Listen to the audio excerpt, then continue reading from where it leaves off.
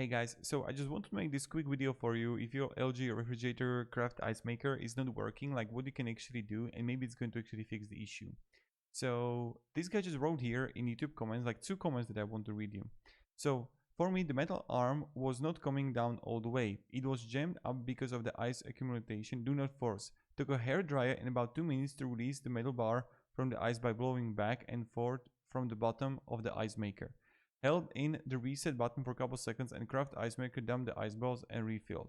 The reset button is on the bottom of the ice maker on the left side, recessed next to the metal bar. So this is the first thing that possibly can actually like fix the issue. And the second thing, get your Wi-Fi connected device and you're asking for complication.